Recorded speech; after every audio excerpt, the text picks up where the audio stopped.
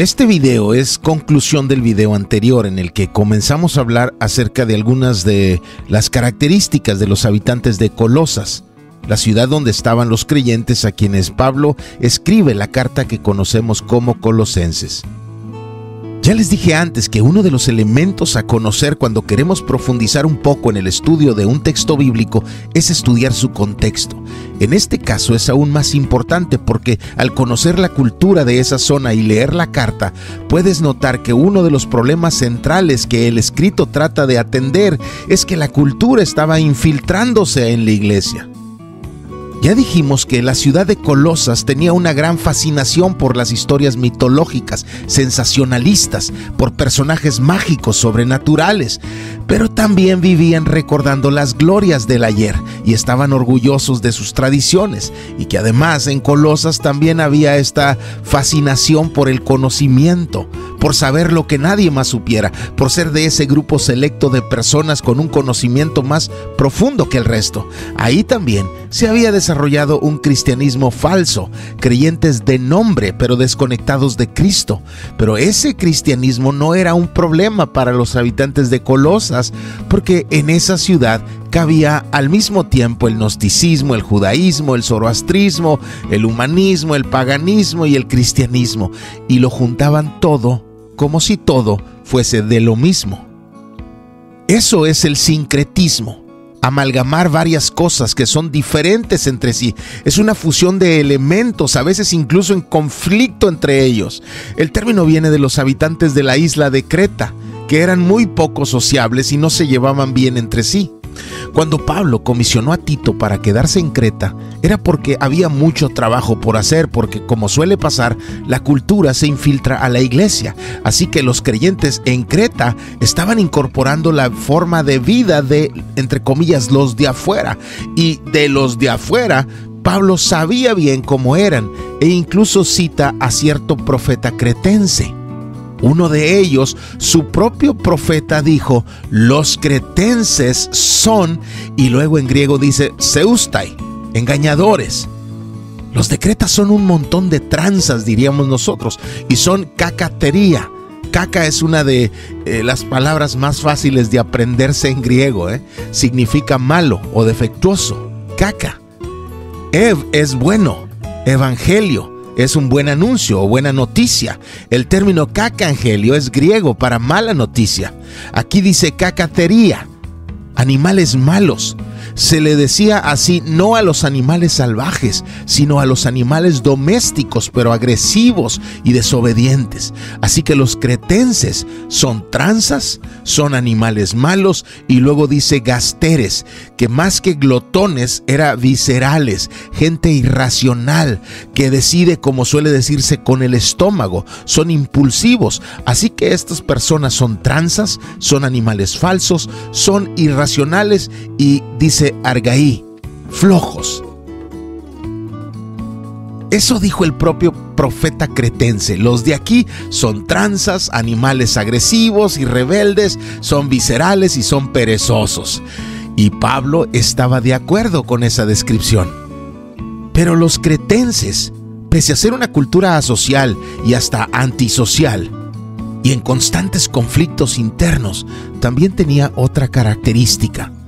Plutarco, un historiador griego de una ciudad cercana a Corinto y que coincidió algunos años con Pablo, describió a los cretenses como personas que, pese a tener muchas diferencias entre sí, cuando iban a la guerra, peleaban unidos. De ahí viene el término sincretismo, de sin, juntos, y cretes, cretenses. La idea detrás del término es estar juntos como los cretenses. El sincretismo es una mezcla de elementos, incluso en conflicto entre sí, enemigos entre sí, pero ahora unidos. Y en Colosas existía la cultura de amalgamar religiones. Estas 5 características de Colosas las vimos en el video pasado. Hoy le pondremos atención a otras 5, pero cada una de esas 10 parece describir no solo a Colosas, sino también nuestros tiempos. Increíblemente, nuestra cultura y la de Colosas son muy similares, solo que la iglesia de hoy, en un sentido general, se parece más a la de Corinto que a la de aquella ciudad, pero eso es para otra serie. Esta se trata de Colosenses, así que pongamos atención al resto de características en la cultura de Colosas que quiero enfatizar.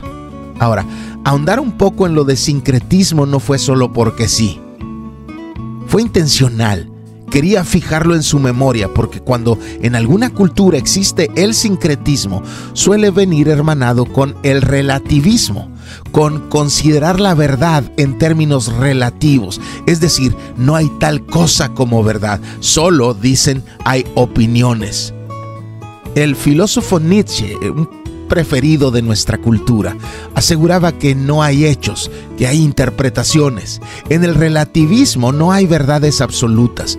Nietzsche murió en la locura tras sufrirla por muchos años, pero aún así sigue influyendo en nuestra cultura a través de ciertos personajes a quienes conquistó.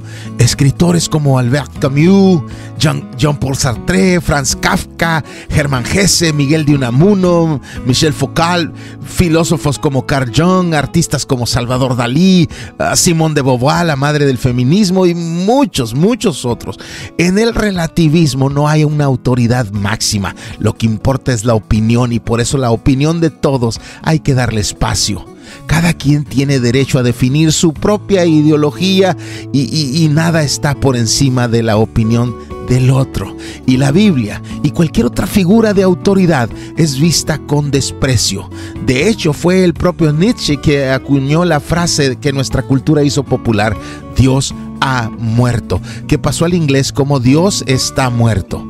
La película cristiana que salió hace algunos años, Dios no está muerto, fue una respuesta a ese empuje ideológico cultural. En el relativismo no hay nada sagrado, no hay nadie por encima de los demás. Jesús entonces es uno más, un gurú más, si es que a alguien le interesa escucharlos, un filósofo más, si es que a alguien le interesa escucharlos, un maestro más, un líder más, un socialista más. Por eso Colosenses es maravilloso, porque exalta a Cristo por sobre todo en medio de una cultura relativista. Allá afuera no hay verdades absolutas, no hay personajes centrales y de autoridad. Acá, cada frase, cada capítulo, cada pensamiento se trata de Cristo y de nosotros en Él. La cultura de Colosas no solo tenía estas 6 características. De hecho, pude haber puesto más, pero por tiempo seleccioné las que más coinciden con la nuestra, para que el libro sea para nosotros tan útil y necesario como lo fue para ellos. Colosas, además, era una cultura pragmática. No le interesaba la sustancia, no le importaba el medio, quería el resultado. Pero el pragmatismo cultural es un pragmatismo miope. Solo ve hasta cierta distancia, pero no puede ver lo que está sacrificando más allá. Personas que por más dinero sacrifican su salud, sacrifican su familia, sacrifican su relación con Dios y no se dan cuenta hasta que llega ese momento. Personas que por salud entregan sus bienes y hasta sacrifican su alma. Personas que por fama, por poder, por placer, sacrifican cosas importantes, pero no lo aprecian. El pragmatismo miope asesina valores. Hay personas que aún conscientes de lo que hacen, venden su alma al diablo por un poco de esto o de aquello.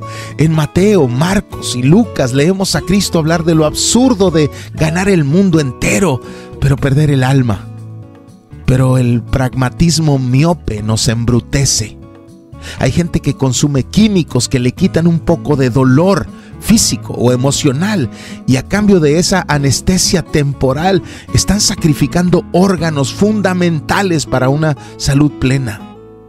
Hacen lo mismo otros en busca de más músculo, de más victorias, de mejores resultados.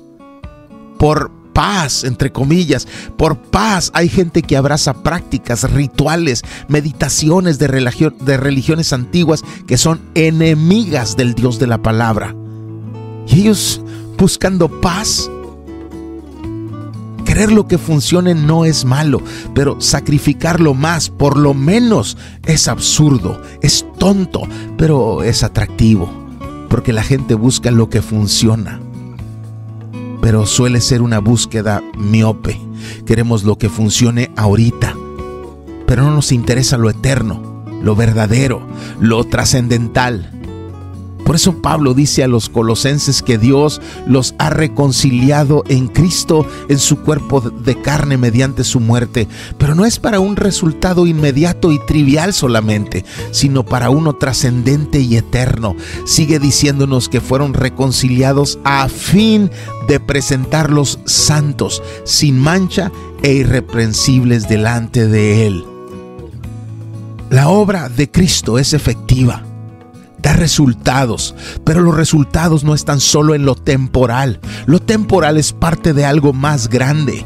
Comemos carne y dormimos bien porque está en su plan, pero si está en su plan, comeremos solo tortillas y dormiremos mal, pero como sea, el plan no termina ahí.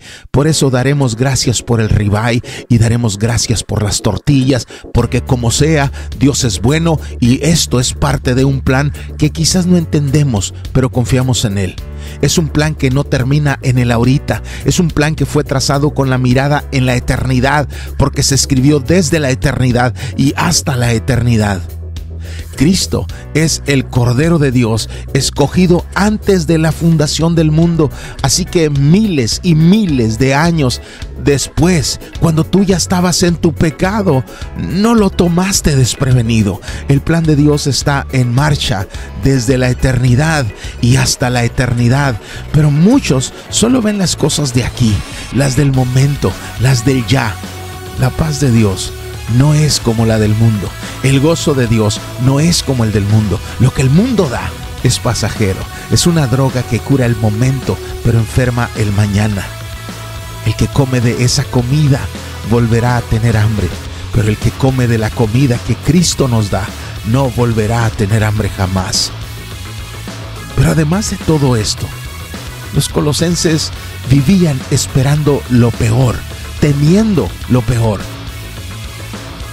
Por eso eran altamente sensacionalistas, como ya vimos, porque llegaban profetas anunciando calamidades o anunciando cómo ser salvos de ellas o hablando de seres míticos que los protegerían de ellas, y eso era muy popular en Colosas. No sé si les tocó el famoso Y2K, el caos que causó el supuesto fin del mundo del año 2000, supuestamente profetizado por Nostradamus y profetizado por los mayas, y lo peor, también profetizado por miles de predicadores cristianos. Y me acusan de ser fatalista solo porque digo que no temo morir. Eso no es fatalismo. No temo morir porque sé en quién he creído. No soy fatalista, no vivo con miedo y resignación esperando ese día. Vivo con gozo, sabiendo que Dios está en control y que Él me amó y me salvó. Fatalistas ellos que pusieron a la gente a llenar sus alacenas y a arrinconarse esperando lo peor. Y no digo que no debemos prepararnos ante amenazas claras, pero muchos viven con miedo a un apocalipsis zombie, incluso hasta creyentes que quizás ni han leído el Apocalipsis, porque en ese libro el Cordero siempre sale triunfador y el pueblo del Cordero es llevado en victoria por el Cordero. Pero vivimos como en Colosas. Oh, la población del mundo. Oh, el COVID. Oh, los rusos. Oh, los chinos. Oh, Donald Trump. Oh, los de la izquierda. Oh, los cambios climáticos. Oh, los conservadores. Oh, las armas nucleares. Oh, las guerras biológicas. Sí, el miedo es un buen elemento de control social. Hacemos lo que nos digan cuando nos asustan primero. Ya hay millones con miedo a que se caiga el internet, porque todo está ahí. Nos quedaríamos sin bancos, sin compras, sin electricidad, sin podernos comunicar por nuestros aparatitos. Y ¡qué miedo! Tendríamos que vivir como el hombre ha vivido a lo largo de la mayoría de su historia. Tengo un amigo en Texas que compra y compra balas, porque si no, ¿cómo va a cazar para alimentar a su familia si cierran los supermercados? Como que la cacería nació hasta el descubrimiento de la pólvora. He visto pinturas rupestres de cacerías de hace miles de años y nadie traía pistolas en la figura. Pero hay cierta tendencia al pánico, al miedo, a temer lo que desconocemos. Por eso Pablo escribe de Cristo. Y tal vez no conocemos el futuro, pero vamos de la mano del que lo construye. Cuando Cristo, nuestra vida, Qué maravillosa frase, ¿no? Él es nuestra vida y cuando Él sea manifestado, entonces ustedes también serán manifestados con Él en gloria. Cálmense, Colosenses, cálmense. Sí, si hay algo que va a suceder en el futuro, Cristo será manifestado. Cristo se mostrará físicamente al mundo, poderoso, victorioso, glorioso, y nosotros vendremos con Él. Qué maravillosa carta y aún ni la comenzamos. Vamos a otra característica. En Colosas habían problemas al interior del hogar. Relaciones frustrantes, vacías, disfuncionales. Eso nos anuncia de una sociedad que resultó en problemas sociales y problemas morales. Nos anuncia de vacíos, de soledades, de decepciones, de insatisfacciones. Ya dedicaremos un video al asunto cuando llegue el pasaje sobre eso, pero Colosenses nos orienta. Nos ayuda a construir eso que para la sociedad es complicado, eso que humanamente es muy difícil. Pero Colosenses llega al rescate. Pero vamos a la última característica de Colosas que quiero enfatizar. Una que nace del sincretismo y el relativismo de esa sociedad. La palabra doctrina en la Biblia es un término griego que significa enseñanza. Ya hoy se entiende como teología, pero es que la teología nace y se alimenta de lo que enseñamos. Creemos lo que enseñamos, así que la enseñanza es nuestra teología y nuestra teología es lo que enseñamos. Van de la mano, son inseparables. Pero cuando la iglesia de Colosas dejó que el secularismo, es decir, dejó que las cosas de afuera vinieran al interior de la iglesia y se hicieran parte de ella, se comenzó a cocinar un problema. Hace años me dijo una persona que aprecio mucho, que es parte de una iglesia muy dinámica, y me dijo: quiero mandarte el link a nuestro sitio web, bro, porque cuando hablo el tuyo está lleno de información innecesaria. Tienes muchas cosas, brother. Solo necesitas poner lo que atrae a la gente, fotos de tu gente sonriendo y divirtiéndose, algunos testimonios de cómo ir a su iglesia cambió su vida y un video corto con un mensaje motivacional atractivo. Y tu sitio web tiene como 60 secciones, bro. Eso no se usa, tienes que decidir qué quitar. Y lo decidí. Quité su consejo. Estoy convencido que debemos tener en claro lo que enseñamos, lo que hacemos y lo que valoramos. Que si alguien quiere escucharnos, sepa que hablamos de Cristo y su evangelio y nos basamos en la palabra. Una iglesia que no cuida sus valores, sus prácticas y sus enseñanzas está en grave peligro. Lo repito, una iglesia que no cuida el esto creemos, esto valoramos y esto hacemos está en grave peligro. Pero lo que la iglesia sabe, lo que la iglesia ama y lo que la iglesia hace es fundamental. En la iglesia de Colosas estaban comenzando a perder el rumbo. Tenían fe en Cristo, tenían amor por los santos y tenían esperanza en el futuro eterno. Pero habían elementos a cuidar. Había necesidad de cuidar lo que ellos sabían. Había necesidad de cuidar lo que ellos hacían. Y había necesidad de cuidar lo que ellos valoraban. Así que la iglesia de Colosas vivía una guerra por no dejarse infiltrar por una cultura que les alejaba de Cristo. Y Pablo, con Timoteo, tomó la pluma y desde aquella prisión oscura, húmeda y maloliente, comenzó a escribir para que ellos y nosotros pudiéramos todos crecer en Cristo.